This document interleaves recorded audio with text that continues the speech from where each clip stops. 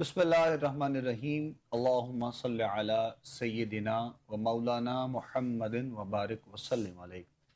नाज़रीन मोहतरम, खुशामदीद कहेंगे आप तमाम देखने और सुनने वालों को। प्रोग्राम आप लोग देख रहे हैं हय्या अलल फलाह अपने मेज़बान अबू बकर सुल्तानी के साथ। तमाम देखने और सुनने वालों को इंतहाई मोहब्बत और अक़ीदत के साथ सलाम पेश करते हैं।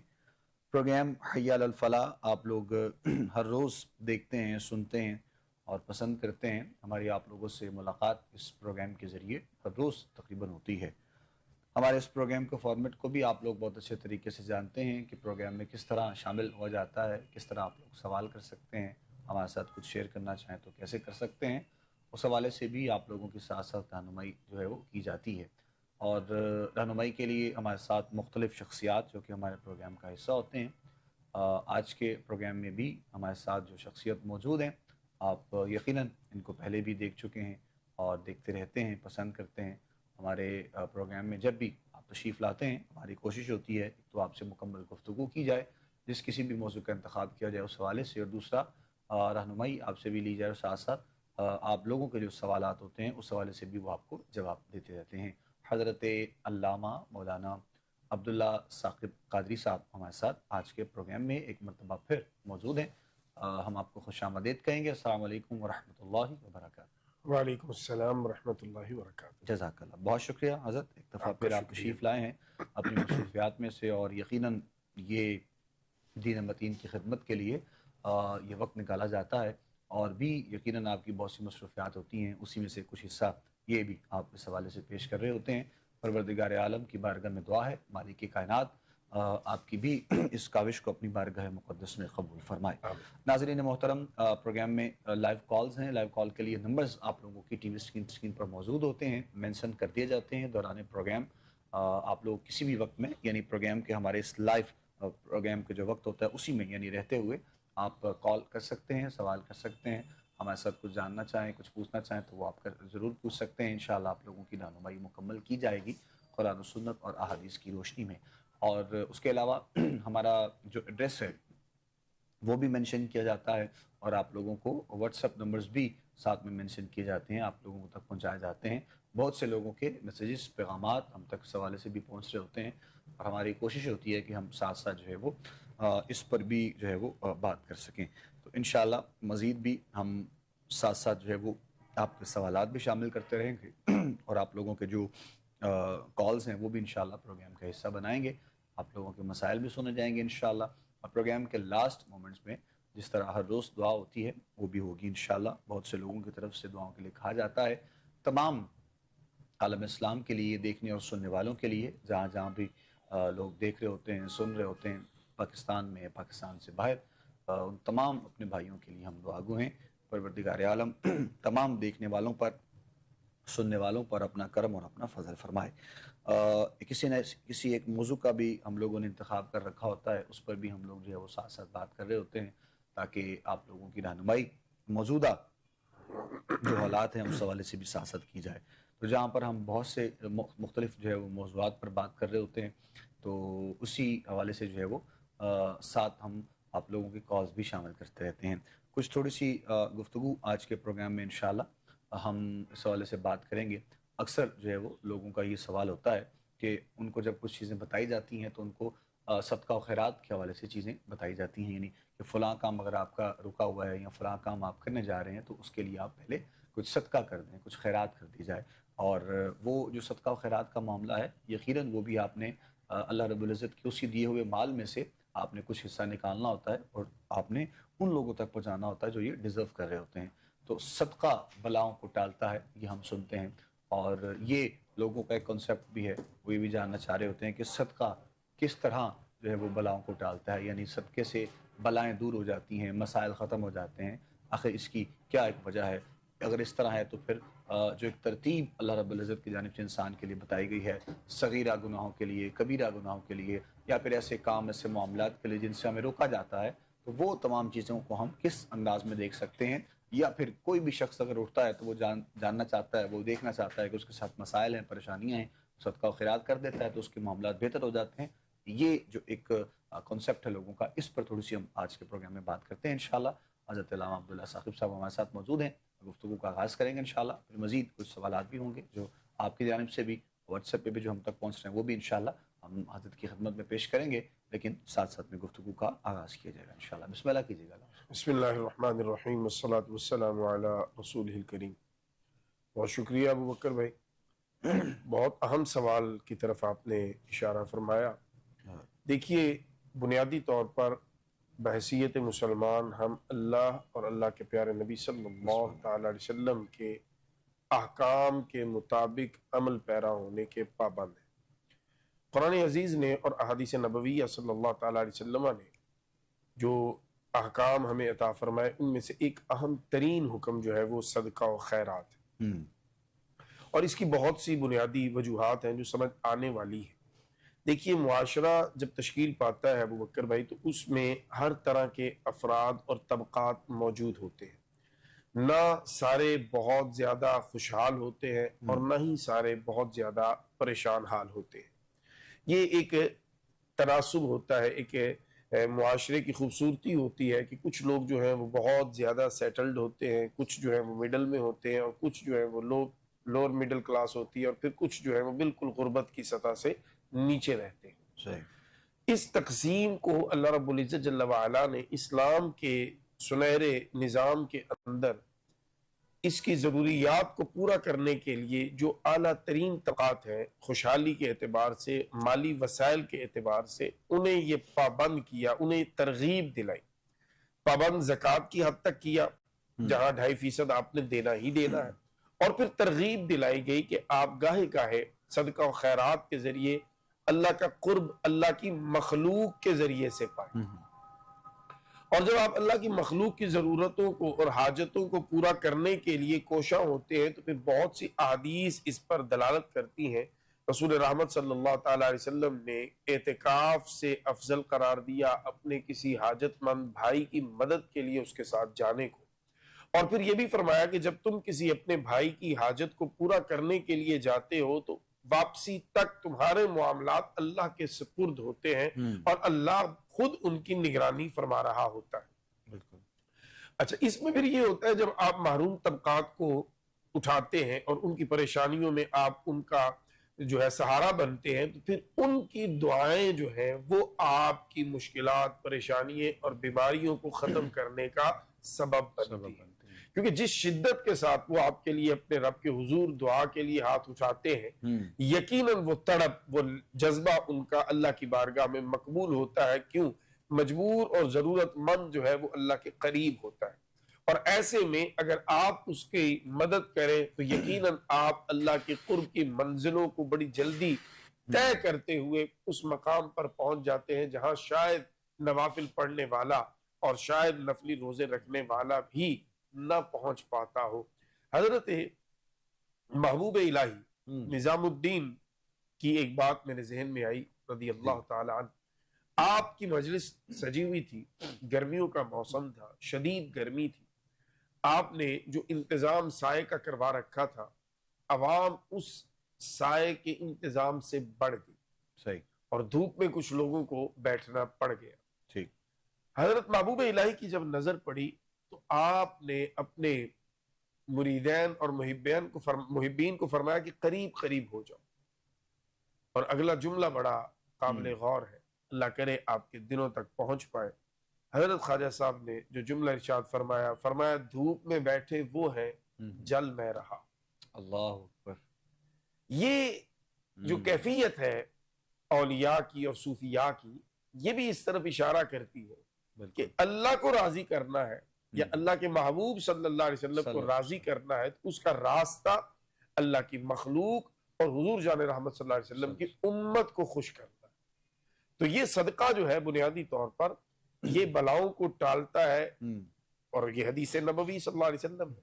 اور بلائیں جو ٹل رہی ہیں اس میں ایک تو اللہ آپ سے راضی ہو رہا ہے، بالکل، کہ آپ اللہ کی مخلوق کے چہروں پہ مسکراہٹ لانے کا ذریعہ بن رہے ہیں، ان کے آنسو پوچھ رہے ہیں، ان کی مشکلات کو اللہ کے فضل سے اور اللہ کی دی ہوئی توفیق سے آسانیوں میں تبدیل کر رہے ہیں. دوسرا، وہ مظلوم اور مجبور لوگ آپ کے لیے دعا کر رہے ہیں، دستے دعا بلند ہے ان کا. اور تیسرا، رسول رحمت صلی اللہ تعالی علیہ وسلم خوش ہوتے ہیں جب ان کے امت پہ کوئی شفقت کرتا ہے، جب مہربانی کرتا ہے، تو یہ ساری چیزیں جب مل جاتی ہیں تو پھر بلائیں کہاں رہ سکتی ہیں، بیماریاں تکلیفیں کہاں رہ سکتی ہیں۔ اس لیے روٹین بنائیے، کچھ نہ کچھ روزانہ کی بنیاد پہ صدقہ و خیرات کرتے رہیے تاکہ یہ دعائیں اور یہ برکتیں آپ سمیٹتے رہیں۔ بالکل ایسے ہی بہت سے ایسے احباب بھی ہیں جن کو ہم جانتے بھی ہیں ذاتی طور پر، جو اس خوبصورت عمل کا جو ہے وہ یا گاہے بگاہے بھی ہوتا رہتا ہے، لیکن خاص طور پر کچھ ایسے خاص ہمارے دن ہوتے ہیں جن کو ہم لوگ مناتے ہیں، یعنی ہمارے اسلامک ایسے خاص دن ہیں، اور ان میں بہت سی چیزیں ہیں، اور پھر ہمارے بزرگان دین کے خاص کچھ ایام ایسے آتے ہیں، ان دنوں میں بھی بہت زیادہ اس چیز کا اہتمام کیا جاتا ہے۔ اور یہ تو خیر ایک بہت الگ سے ایک موضوع، الگ سے ایک بحث ہے کہ کون کس کو کس طرح مانتا ہے، کیا کرتا ہے، کیسے کرتا ہے، لیکن اگر آپ کسی بھی اللہ کے بزرگ کا وہ دن یا وہ ایام آپ لوگ مناتے ہیں جس میں شریعت سے ہٹ کر کوئی بھی ایسا معاملہ نہیں ہوتا ہے یا دیکھا نہیں جاتا ہے، تو میرے خیال سے اس میں کوئی قباحت نہیں ہو سکتی ہے اگر آپ وہاں پر قرآن کی کوئی تلاوت ہو رہی ہے، قرآن و حدیث لوگوں کو پڑھائی جا رہی ہے، بتائی جا رہی ہے، سمجھایا جا رہا ہے، اور بعد از اس تمام چیزوں کے اگر اسی وقت میں یعنی کچھ طعام کا اہتمام کیا جاتا ہے، سارے معاملات ہم جو دیکھ رہے ہوتے ہیں، تو کوئی کسی قسم کی اس میں کوئی قباحت ایسی ویسی نہیں ہے۔ تو اکثر چونکہ ہم نے سنا ہے ایسے معاملات پر، وہ چونکہ سوال ہمارا موضوع ایسا تھا تو میرے ذہن میں یہ بات آ گئی کہ لوگ یہ بھی کہہ رہے ہوتے ہیں کہ یہ تمام جو پیسے ہیں یہ تو صدقے کے پیسے ہیں، اور یہ تو خیرات جو ہے وہ لوگوں کو دی جاتی ہے، تو یہ اکٹھا کر کے اس کو ایک بڑے پیمانے پر اس کا اجتماع کرتے ہیں یا لوگوں کو کھانا کھلایا جاتا ہے۔ تو یہ بھی ایک بڑا عجیب سا کانسیپٹ اصل میں چونکہ لوگوں کے ذہن میں ہے، اور جس کو دور کرنا بہت زیادہ ضروری ہے۔ تو ایسا تو خیر کوئی معاملہ نہیں ہوتا ہے، جہاں تک رہی ہم جن بزرگان دین کو جانتے ہیں، جن کو سمجھتے ہیں، جن کو ہم نے دیکھ رکھا ہے، اور جن سے ہمارے کچھ تعلقات یعنی ان کے بچوں سے ہیں، ان کی آج کی نسلوں سے ہیں، تو وہ تو اپنے ہی اپنی ذات سے یعنی خرچ کر کے جی سارے معاملات کر رہے ہوتے ہیں، اس میں کوئی ایسی ویسی بات نہیں ہے۔ اور بلکہ ابھی کچھ دیر پہلے میں دیکھ رہا تھا، آپ نے بھی اپنے فیس بک پہ اپنے والد گرامی کی جو ایک پوسٹ جو ہے وہ آپ نے کر رکھی تھی، تو یہ دین کی خدمت ہے کہ ساری زندگی آپ نے قرآن کی تلاوت کی ہوتی ہے، لوگوں کو حدیث آپ نے پڑھائی ہے، اور آج اتنے جو ہے وہ ہزاروں کی تعداد میں آپ کے شاگردوں کا ہونا پھر یقیناً یہ ایک بہت ذریعہ نجات بے شک۔ آپ کے لیے بن جاتا ہے۔ تو یہ ایک خاص عمل ہے جس پر آج کل کے دور میں، آج کل کے وقت میں ہمیں بھی توجہ دینا بہت زیادہ ضروری ہے۔ تو یہ ساتھ ساتھ معاملہ جو ہے وہ ضرور جو ہے وہ ہونا چاہیے۔ کچھ سوالات بھی ہیں جو جی واٹس ایپ پہ بھی ہیں، ان پر بھی انشاءاللہ ہم بات کر رہے ہیں، ساتھ ساتھ اس موضوع پر بھی بات ہو رہی ہے صدقہ و خیرات کے حوالے سے بھی۔ اچھا، کچھ لوگ یہ بھی جانتے ہیں پھر کہ خاص کوئی چیز ہے یا پھر خاص کوئی عمل ہے یا پھر خاص کوئی صدقہ جس کو سرکار دو عالم نے پسند فرمایا ہو، یا پھر سرکار نے فرمایا ہو کہ یہ عمل خوبصورت ہے کہ یہ صدقہ آپ لوگ کیا کریں، امت میں یہ چیز پھیلائی جائے، تو اس پر بھی تھوڑی سی بچاؤں گا الفاظ ضرور فرمائیں۔ بطور دین کا طالب علم میری جو اس پہ اپنی کہہ لیں اسٹڈی ہے، یا جی جی۔ میں جو اس پہ رائے رکھتا ہوں، ہوں اور یہ میری رائے سے اختلاف آپ کا حق ہے، آپ بالکل کر سکتے ہیں، یہ کوئی حرف آخر نہیں۔ ہوں میری سمجھ یہ ہے کہ بکر بھائی، معاشرے کو یا آپ کے ارد گرد آپ سے وابستہ لوگوں کو جس چیز کی ضرورت ہے وہ اس وقت کا بہترین صدقہ ہے۔ صحیح ہے، بالکل رسول صحیح۔ رحمت صلی اللہ تعالی علیہ وسلم کی پاک بارگاہ میں ایک صحابی حاضر ہوئے، عرض کی، اللہ کے نبی صلی اللہ علیہ وسلم، میری والدہ ماجدہ کا وصال میری غیر موجودگی میں ہو گیا، ہوں میں شہر میں موجود نہیں تھا، اگر میں ہوتا تو میرا یقین ہے کہ مجھے والدہ کچھ نہ کچھ اس آخری اپنے وقت میں صدقہ و خیرات کرنے کا حکم فرماتی، تو کیا اب میں ان کی طرف سے کوئی صدقہ خیرات کر سکتا ہوں؟ ہوں اس کا انہیں فائدہ ہوگا؟ رسول رحمت صلی اللہ علیہ وسلم نے فرمایا بالکل کر سکتے ہو، کرنا چاہیے، فائدہ ہوگا۔ پھر اگلا سوال عرض کیا، آقا صلی اللہ تعالی علیہ وسلم، میں کیا ان کے لیے صدقہ کروں؟ اس وقت لوگوں کو پینے کے پانی کی قلت کا سامنا تھا۔ صحیح۔ رسول رحمت صلی اللہ علیہ وسلم نے فرمایا کہ آپ ان کے لیے پانی کا کنواں ایک بنوا دیں۔ انہوں نے پانی کا کنواں کھدوایا اور اس کا نام ہی رکھ دیا، یہ سعد کی ماں کا کنواں ہے۔ تو یہ ہمیں روشنی ملتی ہے کہ آپ نے اس وقت کی ضرورت کے مطابق، ہمارے ہاں کیا ہوتا ہے، ایک مزاج بن گیا کہ ہم نے صدقے کا بکرا ہی دینا ہے، لیکن ہاں اور وہ بکرا بھی کوئی 2.5 کلو 3 کلو کا بیچارہ، میں سمجھتا ہوں اس بکرے کے ساتھ بھی ظلم عظیم ہے کہ اس کو صدقہ دیا اس کو صدقہ دیا جا رہا بیچارہ، حالانکہ وہ خود ہے کہ صدقہ لینے والا ہے، لینے تو آپ اس کو صدقہ دے رہے ہیں، یعنی زیادتی کی انتہا ہے نا۔ وہ گوشت آپ گھر میں کھانا پسند کریں گے؟ نہیں۔ آپ کون سا لیں گے؟ 2600 روپے کے جی والا۔ تو 2600 روپے کے جی والا جو آپ گھر میں لا رہے ہیں، آپ وہی 1 کلو لے کے صدقہ دے دیجیے۔ یہ کوئی فرض نہیں ہے کہ آپ نے بکرا ہی دینا ہے یا خون بہنا کو بہت زیادہ ضروری ہے جان کے بدلے میں، ایسا کچھ بھی نہیں۔ ہاں اگر آپ بکرا نہیں افورڈ کر پا رہے، اب دیسی مرغا لے کے دے دیں اچھا سے، لیکن وہ چیز راہ خدا میں دیں۔ لن تنالوا البر حتی تنفقوا مما تحبون، ہرگز ہرگز تم نیکی کو نہیں پا سکتے جب تک تم وہ چیز اللہ کی راہ میں خرچ نہ کرو جو تمہیں محبوب ہے۔ تو ہمیں وہ چیز راہ خدا میں صدقہ کرنے کا اپنا مزاج بنانا ہے جو ہم خود استعمال کرتے، تھوڑا کریں لیکن اچھا کریں۔ کیوں؟ آپ کس کی راہ میں دے رہے، کس کی بارگاہ میں پیش کر رہے؟ ایک لمحے کے لیے سوچئے ذرا، جو چیز آپ اپنے بچوں کو، اپنے والدین کو پیش نہیں کر رہے، وہ آپ کائناتوں کے مالک کی بارگاہ میں پیش کر رہے۔ تو جب آپ اس کو سمجھیں گے تو پھر انشاءاللہ، تو ایک تو یہ کہ ضرورت کے مطابق، یعنی آپ کے گھر میں، آپ کے پڑوس میں غریب ہیں اور انہیں دوائی کی ضرورت ہے، بہترین صدقہ ان کو دوائی لا کے دیں۔ ایک گھر میں راشن نہیں، بہترین صدقہ انہیں راشن لا کے دیں۔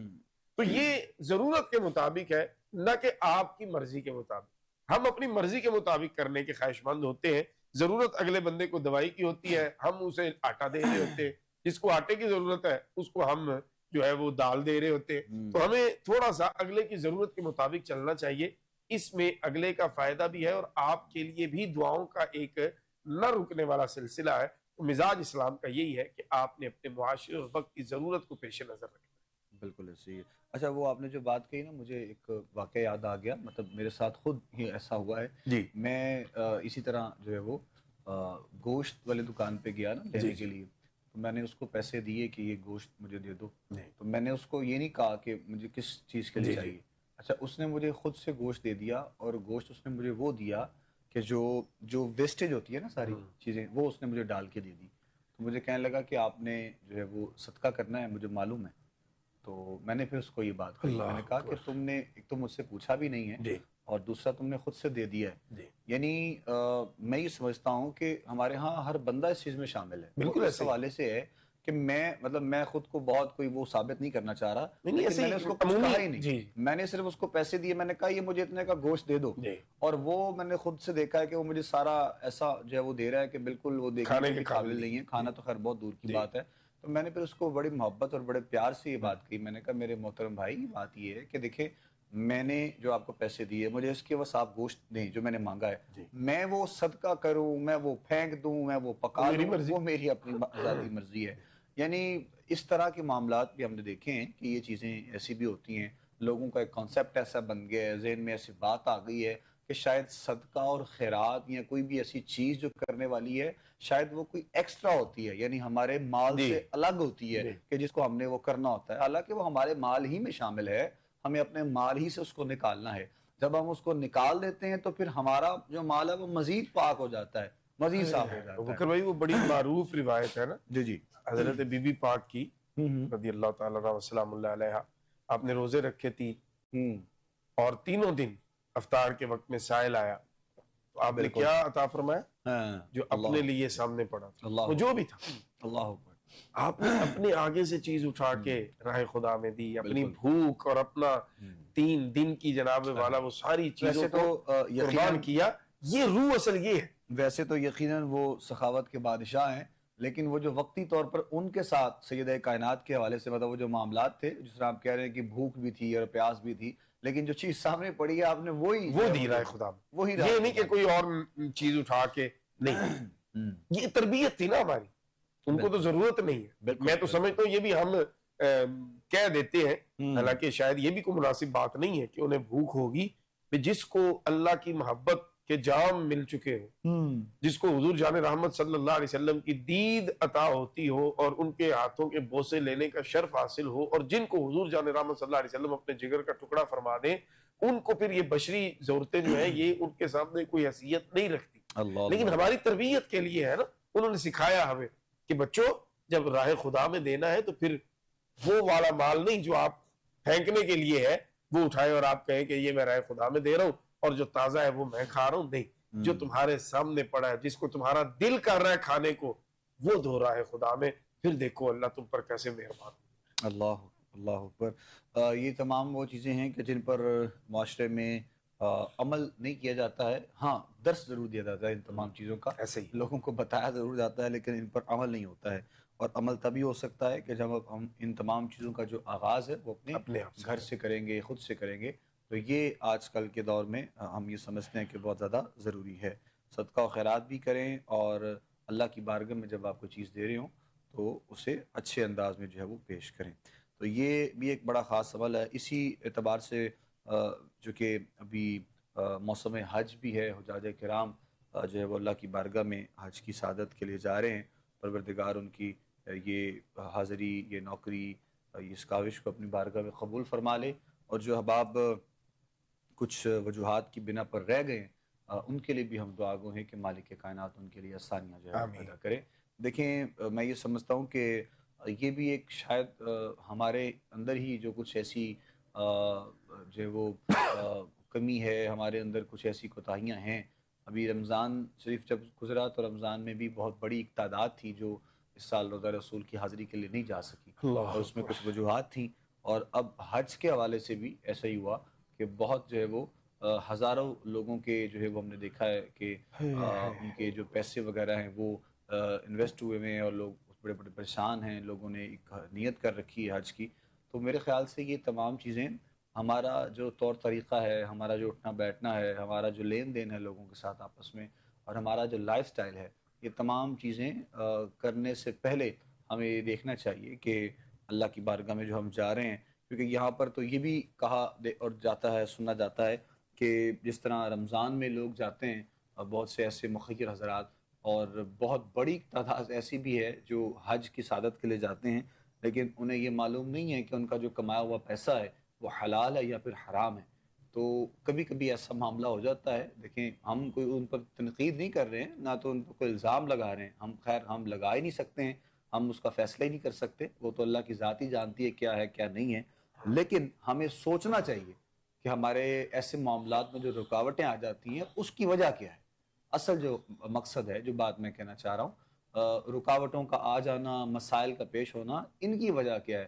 ہر چیز ہم اس جملے پہ ڈال دیں کہ اللہ نے جب چاہا تو ہوگا، اللہ جب چاہے گا تو ہوگا. پروردگار کے چاہنے سے ہی یقیناً بے شک سارے معاملات ہوتے ہیں. لیکن وہ علم، وہ شعور جو اللہ رب العزت نے انسان کو دے رکھا ہے، اس کا استعمال بھی وقتی طور پر جب کیا جائے تو وہ بھی بہت زیادہ ضروری ہوتا ہے. اللہ کی بارگاہ میں دعا گو ہیں پروردگار سب کے لیے آسانیاں جو ہے مالک کائنات پیدا کرے. کچھ سوالات واٹس ایپ پہ جو ہمیں ملتے رہتے ہیں، ان میں سے بھی ہم کچھ بات کر رہے ہوتے ہیں. اس میں ایسے ہے کہ کچھ سوالات جو بارہا کیے جاتے ہیں ان کے ہم یعنی اجتماعی طور پر شامل کر لیتے ہیں تاکہ ایک ہی جواب تمام بھائیوں کا، دوستوں کا دے دیا جائے. اور بقیہ کچھ ایسے سوال ہٹ کے ہوتے ہیں تو وہ ہم جو ہے وہ ضرور علامہ صاحب کے سامنے وضاحت سے، تفصیل سے جو ہے وہ پیش کر دیتے ہیں. تو انشاءاللہ اس حوالے سے بھی ضرور جو ہے وہ بات کر دی جائے گی. بہت سے لوگوں نے جی صحت یابی کے لیے سوال کر رکھا ہے. بیمار ہیں بہت سے لوگ، کسی کی والدہ ہے، کسی کا بھائی، کسی کی بہن. تو صحت یابی کے لیے، کچھ صحت و عافیت والے معاملات کے لیے ضرور رہنمائی جو ہے وہ فرمائے. کچھ پڑھنے کے لیے، کچھ دم کے لیے کرنا ہے، یا پھر کیا بہتر اور مناسب ہو سکتا ہے. یہ اجتماعی جواب سب کے لیے ہوگا. اب بیماری سے متعلقہ جتنے بھی معاملات ہیں ہمارے، کہ ظاہر ہے آج کے دور میں یہ بڑا میجر ایشو ہے ہر گھر میں، اور بلکہ یوں کہوں ہر دوسرا بندہ کسی نہ کسی عارضے میں مبتلا ہے. تو یہ بے جا نہیں. اس کے لیے ایک تو بہت مجرب چیز ہے سورہ فاتحہ شریف. سورہ فاتحہ شریف کی ایک تعداد آپ مقرر کر لیں، 9 کر لیں، 11 کر لیں، 21 کر لیں، 41 کر لیں، جو بھی آپ کی سہولت کے مطابق ہے. آپ اسے ہر نماز کے بعد پڑھیں تو بہت اچھی بات ہے، ورنہ نماز فجر کے بعد اپنے اوپر لازم کریں. اول آخر آپ نے دروشی پڑھنا ہے 7 مرتبہ. بیچ میں سورہ فاتحہ شریف پڑھنی ہے، لیکن پڑھنی اس طرح ہے کہ آپ نے بسم اللہ شریف کو ملانا ہے سورہ فاتحہ کے ساتھ. بسم اللہ الرحمن الرحیم الحمد للہ رب العالمین. اس طرح آپ اس کو 7 سے لے کے 41 مرتبہ، کوئی طاقت 7 11 21 41 7 11 21 41 کوئی ایک عدد رکھ لیں.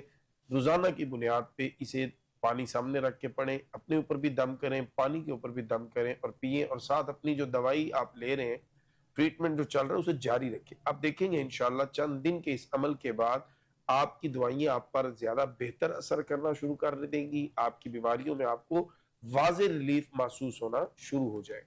دوسرا، روزانہ رات کو سوتے وقت یا دن میں کسی بھی وقت جب آپ کو تنہائی اور سکون میسر ہو، ڈسٹربنس نہ ہو، آپ سورہ رحمان کی تلاوت لگائیں گے قاری عبدالصمد الباسط صاحب کی آواز میں، بغیر ترجمہ کے سنیں، آنکھیں بند کر کے سنیں اور اپنے دل کو صاف کر کے سنیں. کسی کے بارے میں نفرت، حسد، کینہ، بغض ایسی چیزیں نہ ہو.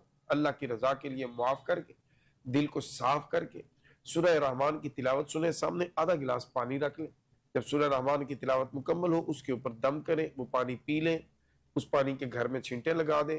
انشاءاللہ آپ دیکھیں گے کہ دنوں میں، مہینوں کی بات نہیں، سالوں کی بات نہیں، ہفتوں کی بات نہیں، دنوں میں انشاءاللہ میرے اللہ نے چاہا تو آپ کے جو بھی مسائل ہیں صحت سے متعلقہ، آپ واضح اس میں ریلیف محسوس کریں گے انشاءاللہ. جزاک اللہ جی.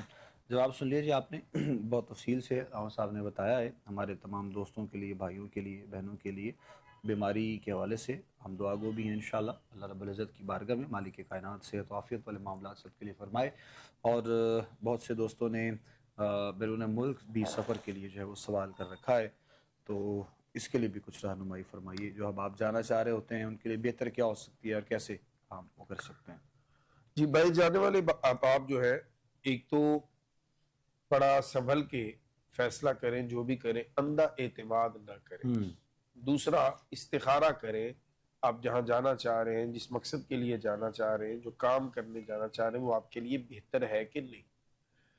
ہمارے یہاں ہوتا یہ سارا کچھ کرنے کے بعد ہمیں یاد آتا ہے، کوئی یاد کروا دیتا ہے کہ یار استخارہ کروا لینا تھا، اچھا چلو میں بھی کروا لوں. اس وقت فائدہ کوئی نہیں ہوتا، کیونکہ ہم آپ کو اگر کہیں نہیں جانا، آپ کہیں گے جی ہمارا تو 10 لاکھ لگ گیا، 20 لاکھ لگ گیا، پاگل ہے نہ جائے. تو پھر پوچھنے کا فائدہ بھائی؟ پوچھیں تو تب نا جب آپ نے ہماری ماننی ہے. تو اس لیے استخارہ پہلے کریں. دوسری چیز پڑھنے کے لیے میں عرض کر دیتا ہوں، 3 نام ہے اللہ کے، یا رحمانو یا رحیمو یا کریم. یا رحمانو یا رحیمو یا کریم، ایک تسبیح اس کی اور ایک تسبیح لا حول ولا قوت الا باللہ العلی العظیم. یہ 2 تسبیحات آپ کریں اور اللہ سے دعا کریں، اور دعا یہ کریں کہ اللہ جو میرے لیے بہتر ہے وہ فرما. انشاءاللہ اگر باہر جانا آپ کے لیے بہتر ہوگا تو اسباب بھی ہوں گے، آسانیاں بھی ہوں گی، اور اگر باہر جانا آپ کے لیے بہتر نہ ہوا تو بہتر جو آپ کے لیے ہے اس کی طرف آپ کو متوجہ کر دیا جائے. جزاک اللہ جی. جواب سن لیا جی آپ نے. جو ہمارے احباب دوست ایسے ہیں جو خاص طور پر اپنے اچھے فیوچر کے لیے، اچھے جو ہے وہ معاملات کے لیے سفر کر رہے ہیں یا پھر وہ کوشش کر رہے ہوتے ہیں، دیکھیں آپ ہر چیز کو یہاں سے جب جاتے ہیں تو ایک مائنڈ انسان پریپیئر کر کے جاتا ہے کہ مجھے ہر چیز چھوڑنی ہے اور مجھے آگے بڑھنا ہے، ساری چیزوں کو دیکھنا ہے. تو ایک بہت بڑا فیصلہ ہوتا ہے زندگی کا. اسی لیے کہتے ہیں کہ ایک تو بڑوں سے مشورہ کرنا چاہیے، بزرگوں سے پوچھنا چاہیے، دعائیں ان سے لینی چاہیے. ہمارے یہاں ایک تو یہ مسئلہ بھی ہے، دوسرا یہ بھی ہے کہ لوگ جو ایسے لوگ ہیں جن کو معلوم نہیں ہوتا ان چیزوں کے بارے میں، وہ سارا کچھ کر کے تو پھر کسی ایسے سے مشورہ کرتے ہیں کہ جو چیزوں کو جان رہا ہوتا ہے. تو جب اس کے لیے مسائل ہو جاتے ہیں پھر بعد میں مزید جو ہے وہ پریشانی کا سامنا کرنا پڑتا ہے. بہرحال ہم بھی انشاءاللہ دعا گو ہیں آپ کے لیے جی. آپ جتنے بھی لوگوں نے کہہ رکھا ہے خاص طور پر انشاءاللہ ان کے لیے مزید آگے بڑھیں جی. سوال ہمارے بھائی صاحب ہیں انہوں نے کر رکھا ہے اور کافی عرصے سے ان کے ساتھ یہ مسئلہ پیش آ رہا ہے جی، کاروباری حوالے سے وہ کہہ رہے ہیں. جی. اور 8-10 سال سے جو ہے وہ کام وغیرہ ان کا نہیں ہے. اب سوال ان کا اتنا ہی ہے، کچھ تفصیل نہیں ہے، کوئی ڈیٹیل نہیں ہے اس میں. تو بہرحال کاروباری حوالے سے اگر ہے کچھ تو رہنمائی ضرور فرمائیں اس کی.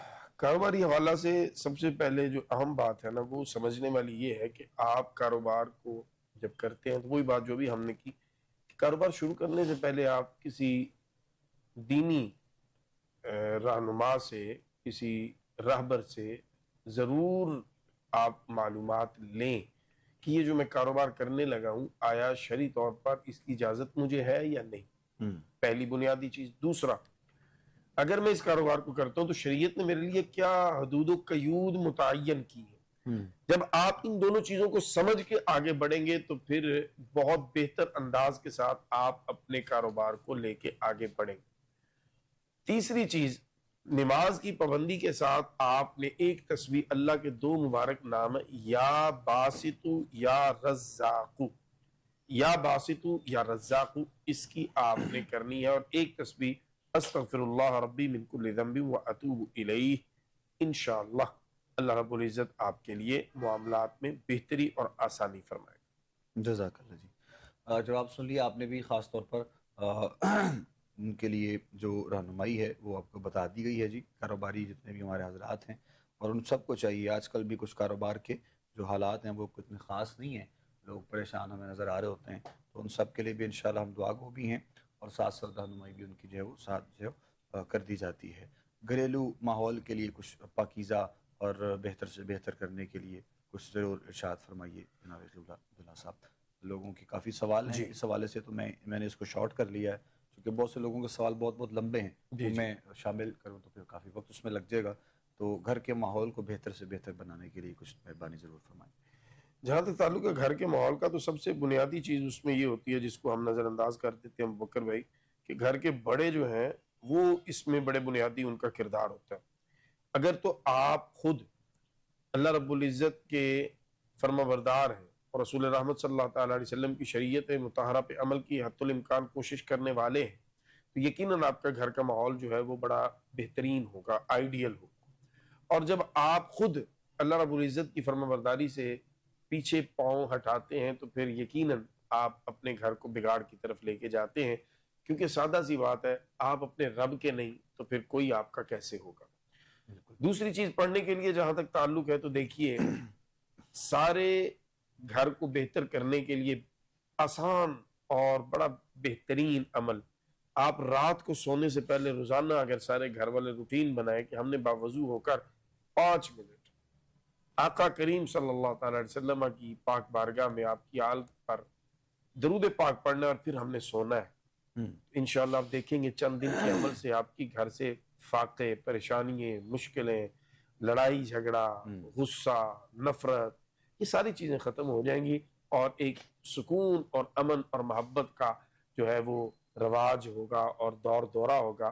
تو یہ کریم آقا صلی اللہ علیہ وسلم کی پاک بارگاہ میں اور آپ کی آل پر درود پاک روزانہ رات کو 5 منٹ بھلے سارے گھر والے بیٹھے، باوضو بیٹھے، بادب بیٹھے، اور ایک مخصوص جگہ کر لیں، وہاں خوشبو کا اہتمام کریں، اور یہ تصور باندھ کے پڑھیں کہ ہم پڑھ رہے ہیں، حضور جان رحمت صلی اللہ علیہ وسلم سن رہے ہیں، اور ان کی توجہ ہماری طرف ہے، اور پھر اس کے بعد دیکھیے چند دن کے بعد انشاءاللہ آپ خود اس بات کا اقرار کریں گے، اعتراف کریں گے کہ ہمارا گھر کبھی وہ بڑا عجیب منظر پیش کرتا تھا، لیکن اب وہ جنت جنت نظر آتا ہے، اور کیوں نہ نظر آئے جب کائنات کے جو سب سے عظیم ہستی ہیں بے شک، ان کی بارگاہ میں آپ حاضر ہو کر سوئیں گے اور اپنے گھر کے ماحول کو معطر کریں گے ان پر درود سے، یقیناً بڑے معاملات بہتر ہو جائیں گے۔ ماشاءاللہ ماشاءاللہ جی۔ بہت خوبصورت انداز میں رہنمائی کی ہے علامہ صاحب نے، چونکہ سوال اس پہ کافی زیادہ تھے، میں ابھی بھی وہی دیکھ رہا تھا، تو بہت سے لوگوں نے مختلف اپنے اپنے ظاہر انداز میں سب نے سوال کر رکھے ہوتے ہیں،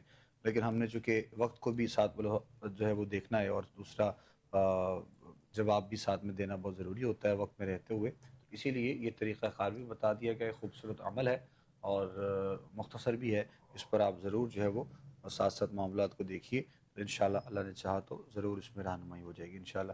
قرض کی ادائیگی کے حوالے سے بھی کچھ علامہ صاحب ضرور، اب آپ کی طرف سے کافی سوال ہیں اس حوالے سے۔ بالکل، قرض کی ادائیگی کے لیے ایک تو استغفار جو ہے نا جی، کثرت کے ساتھ کھلا استغفار کریں، اور سبحان اللہ و بحمدہ سبحان اللہ العظیم استغفر اللہ، یہ پڑھ لیں تو بہت بہتر ہو جائے گا، اللہ کی حمد بھی ہے اور بڑے اللہ کے محبوب کلمات ہیں، اور دوسرا استغفار بھی ہو جائے گا۔ اگر ویسے استغفار کرنا چاہیں استغفر اللہ ربی من کل ذنب واتوب الیہ، یہ بھی کیا جا سکتا ہے، تو کثرت استغفار جو ہے یہ انشاءاللہ آپ کے قرض کے اتارنے کا آپ کو اسباب بھی دے گا، اور آپ کے لیے آسانی کے اور خیر کے معاملات بھی فرمائے گا انشاءاللہ۔ چلیں، جزاک اللہ جی۔ قرض کے حوالے سے بھی جو آپ نے سوال کیے جی، لوگوں کی طرف سے ہم تک پہنچے، اس پر بھی ساتھ سے جو ہے وہ رہنمائی آپ کی کر دی گئی ہے۔ دعا کریں گے انشاءاللہ اللہ رب العزت کی بارگاہ میں پروردگار خیر و عافیت والے معاملات آپ سب کے لیے فرمائے، اور مزید آگے بڑھیں گے انشاءاللہ۔ بہت سے لوگوں نے ہمیں دعاؤں کے لیے کہہ رکھا ہے، انشاءاللہ ضرور پروگرام کے بس ابھی لاسٹ مومنٹس میں ہم آپ سب کے لیے دعا گو رہیں گے جی، ضرور۔ جناب آپ کی طرف سے جو بھی ہمیں سوال کیے جاتے ہیں انشاءاللہ اس پر بات کی جائے گی، ساتھ ساتھ جو ہے اب ایک اور ہمارے بھائی صاحب ہیں، انہوں نے سوال یہ کیا ہے، اور وہ کہتے ہیں جی کہ گھر کا ایک ذمہ دار ہوں میں، یعنی مجھ پر کافی ذمہ داریاں ہیں، جی اور مجھ سے وہ ذمہ داریاں میں کر بھی رہا ہوتا ہوں، لیکن گھر والے مجھ سے جو ہے وہ مطمئن نہیں ہوتے ہیں، تو ان کا کہنا یہ ہے۔ تو بہرحال آپ کی رہنمائی کچھ کرتے ہیں جی، سوال آپ کا بڑا ایسا ہے، تو انشاءاللہ کچھ ضرور فرمائیے جی ان کے اصل حوالے سے۔ میں ہوتا ہی ہے وکر بھائی کہ توقعات لوگوں کی آپ سے زیادہ ہوتی ہیں، اور جب آپ ان توقعات کو پورا نہیں کر پاتے تو پھر یہ معاملات درپیش ہوتے ہیں۔ تو دونوں سائڈوں کو سوچنا چاہیے، آپ پوری ایمانداری کے ساتھ اپنا کام کریں اور ان باتوں کو آپ دل پہ نہ لیں، اور گھر والوں کو بھی چاہیے کہ وہ آپ کی کیپیسٹی اور آپ کی کوشش کو کم از کم جو ہے وہ دیکھیں اور اس کو تسلیم کریں، کیونکہ جب آپ کسی کو حوصلہ دیتے ہیں تو یہ یقینی بات ہے کہ وہ پھر مزید بہتر کرنے کی کوشش کرتا ہے، اور جب آپ کسی کو بار بار ٹوکتے ہیں اور آپ اس کی ہمت کو توڑنے کا ذریعہ بن رہے ہوتے ہیں کہ تم کر کچھ نہیں رہے، تم تو نکمے ہو، تم نے یہ بھی نہیں کیا، تم نے وہ بھی، تو پھر ایک ٹائم آتا ہے بندہ ڈھیٹ بن جاتا ہے اور کہتا ہے اچھا ٹھیک ہے میں کرتا ہی نہیں، کر لو۔ اب آپ پڑھنے کے لیے آپ اللہ رب العزت جل وعلا کی بارگاہ میں یا حی یا قیوم برحمتک استغیث ایک تسبیح تو اس کی کیجئے، اس سے انشاءاللہ آپ کو دلی طور پر سکون قلب نصیب ہوگا، جو کہ آپ کے لیے بہت ضروری ہے اس وقت۔ اور دوسرا جو ہے وہ آپ نبی پاک صلی اللہ علیہ وسلم کی ذات پہ کثرت کے ساتھ درود پاک پڑھیں۔ تو ان دو تسبیحات کے ساتھ انشاءاللہ اللہ رب العزت نے چاہا تو آپ کے لیے آسانی کے معاملات ہوں۔ چل جزاک اللہ جی، جواب سن لیا جی آپ نے بھی۔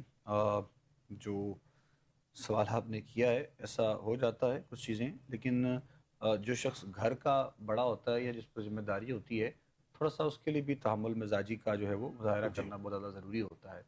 آن اینڈ آف انسان کچھ نہ کچھ سن رہا ہوتا ہے، کچھ نہ کچھ برداشت کر رہا ہوتا ہے، محسوس کر رہا ہوتا ہے، تو پھر ایسے ہی تو وہ کہتے ہیں نا ہم کہ کسی کو بڑا کہنے کا اعزاز ایسے نہیں مل جاتا ہے، یا کسی کو بڑا ایسے نہیں کہا جاتا ہے، تو اس کے لیے کافی جو ہے وہ ذمہ داریاں بھی ہیں، جدوجہد بھی ہے، اور قربانیاں بھی ہیں۔ تو اسی لیے اس میں کوئی آپ کو دل پہ ناپ لگائیں، اوبویسلی وہ آپ کا اپنا گھر ہے، آپ کا خون کا رشتہ ہے، آپ کے بھائی بہن بیوی بچے والدین یہی سب ہو سکتے ہیں گھر میں، اور کون ہوتا ہے اس کے علاوہ؟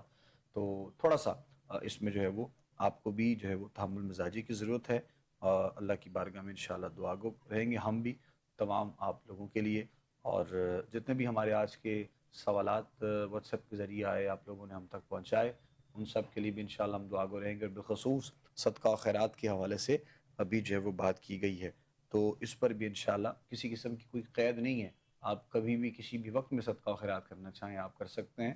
یہ دنوں کے حوالے سے بھی جو ہے وہ ہم نے سن رکھا ہے، ایک دو جملوں میں اگر جواب دے دیں پھر جی ہم گفتگو سمیٹ لیتے ہیں۔ کافی لوگ کہہ رہے ہوتے ہیں کہ شاید ہفتے کا دن اچھا ہے، جمعے رات کا دن اچھا ہے، اس جی پر ایک دو جملے بس میں چاہوں گا۔ اصل میں یہ ہے کہ صدقہ کبھی کسی بھی وقت دیا جا سکتا صحیح ہے، ہے اور کسی بھی دن دیا جا سکتا ہے، ٹھیک اس ہے، میں کوئی ایسی چیز نہیں ہے۔ لیکن اگر وہ ہوتا ہی ہے کہ بعض بندے جو ہیں وہ مثلا پیر شریف کا دن رکھتے ہیں صرف اس لیے کہ رسول اکرم صلی اللہ علیہ وسلم کی ولادت پاک کا دن ہے، تو اس کو سعادت سمجھتے ہیں کہ حضور جان رحمت صلی اللہ علیہ وسلم کی ولادت کے موقع پر ہم صدقہ و خیرات کریں۔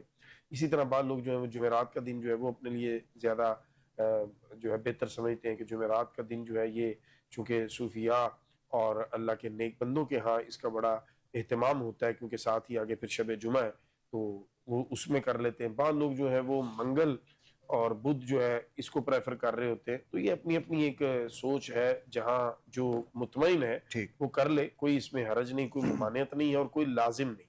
صحیح۔ بہت شکریہ علامہ صاحب کی بلا ناظرین، ہمارے آج کے پروگرام کا وقت بس اپنے اختتام کی جانب پہنچ چکا ہے۔ آخر میں انشاءاللہ دعا ہر روز کی طرح آج بھی کی ہوگی، اور جتنے بھی ہمارے دوستوں نے خاص طور پر ہمیں کہہ رکھا ہے دعاؤں کے لیے، انشاءاللہ ان کے لیے خاص دعا کروائی جائے گی، تمام امت مسلمہ کے لیے، دیکھنے والوں کے لیے، سننے والوں کے لیے، اور پاکستان کی امن کے لیے، سلامتی کے لیے، انشاءاللہ کامیابی کے لیے ہم گزارش کریں گے علامہ صاحب سے انشاءاللہ، اور آپ سے ہم رخصت لیں گے، اپنے میزبان ابوبکر سلطانی کو، ہماری پوری ٹیم کو اپنی دعاؤں میں یاد رکھیے گا۔ آپ سے انشاءاللہ ملاقات رہے گی ہماری پروگرام حی علی الفلاح میں ہی۔ السلام علیکم ورحمۃ اللہ وبرکاتہ۔ بسم اللہ الرحمن الرحیم اللہم صلی علی سیدنا محمد وعلی آلہ واصحاب وازواج واولاد سیدنا ومولانا محمد وبارک وسلم علیہ ربنا آتنا فی الدنیا حسنہ وفی الآخرۃ حسنہ وقنا عذاب النار رب اغفر وارحم وانت خیر الراحمین۔ الہ العالمین، آج کے پروگرام میں جتنے مسائل پہ ہم نے گفتگو کی تیرے فضل و توفیق سے اور تیری عطا سے کی ہے میرے اللہ، اس میں کوئی کمی رہ گئی تو ہمیں معاف فرما۔ الہ العالمین، جو کچھ ہم نے عرض کیا اسے امت کے لیے باعث فائدہ بنا، اور جن احباب نے سنا اے میرے اللہ انہیں اور ہم سب کو اس پر عمل پیرا ہونے کی توفیق عطا فرما۔ بیماروں کو شفا یابی عطا فرما، جو فوت ہو چکے مغفرت فرما۔ اے میرے اللہ، جو مقروض ہیں اپنے فضل سے قرض سے خلاصی عطا فرما، رزق حلال میں برکت فرما، جائز کاروباروں میں ترقی عطا فرما، تمام عالم اسلام کی سلامتی فرما، بالخصوص ہے میرے اللہ فلسطین و کشمیر کے مظلوموں کو آزادی نصیب فرما، ہمارے پیارے وطن پاکستان کی حفاظت فرما، اس کی حفاظت کرنے والوں کی حفاظت فرما، شہدائے پاکستان کے درجات بلند فرما۔ اے میرے اللہ، ہمارے اس وطن کو استحکام، خوشحالی، امن، ترقی نصیب فرما۔ الہ العالمین، ہر قسم کے فتنہ و فساد اور دہشت گردی سے ہمارے ملک کو پاک فرما۔ اے میرے اللہ، ہم سب کی جائز حاجات کو پورا فرما، نیک دعاؤں کو قبول فرما، بالخصوص جو اپنے بچوں کے رشتوں کے حوالہ سے پریشان ہے، دیگر کاروباری معاملات کی وجہ سے الجھاؤ کا شکار ہے، میرے اللہ سب کی پریشانیاں ختم فرما۔ الہ العالمین، ہمارے پروگرام کی پوری ٹیم کو، چینل کی انتظامیہ مالکان کو تیری مخلوق کے فائدہ کے لیے اور ان کی پریشانیوں کو کم کرنے کے لیے اس پروگرام کو ترتیب دینے پہ اے میرے اللہ تو دنیا و آخرت کی بہترین جزائیں عطا فرما۔ وصلی اللہ تعالی علی خیر خلقہ محمد وآلہ وصحبہ اجمعین برحمتک یا ارحم